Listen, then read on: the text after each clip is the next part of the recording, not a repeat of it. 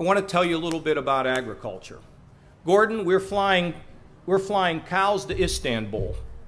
Jim Zeringer has figured out a way, because of this blue-tongued cow, we're able to market and export these cows overseas. And we are starting right now with shipping these things to Turkey. I mean, who would have ever thought you could fly cows to Turkey and make money, and it affects all of us?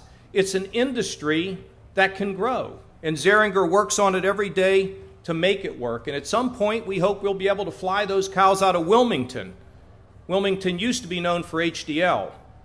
It's too much of the time known for food banks. This brings some prosperity and some hope to the folks who live in Wilmington. You know, I was down at Dan and Yogurt in Minster, Ohio, one of the great, I mean, what a place. I mean, you're talking storybook. And, you know, Dan and Yogurt, you think of it as yogurt, agriculture. It's also engineering. So I'm sitting in there with the Dannon folks, and I said, what do you need? And they said, we need engineers. We need 7 engineers because yogurt is flow. I said, well, let's see if we can get Gordon Gee on the phone. So they go and they call Gordon. I put him on with the CEO of Dan & Yogurt, and guess what? Gordon got him his 7 engineers, and they now have a relationship that's going to go on. And Minster has the 3rd largest yogurt producing plant in the world.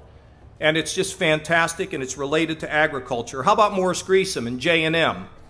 Morris is investing, I don't know how many millions of dollars, building a stronger business, expanding his business, and at some point getting it set up for his kids to be able to take over. Although don't tell him I said that. I think Morris will be around for, who knows, another 20 or 30 years running that business. Food processing has enormous possibilities for the state of Ohio.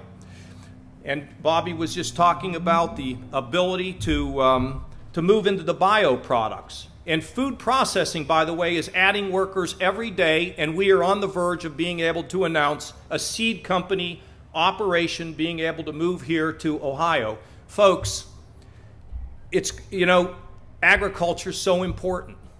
And I travel around and talk to farmers, and, you know, I grew up in a city. But I got to spend a lot of time with farmers over the years, and I'll tell you why I love farmers.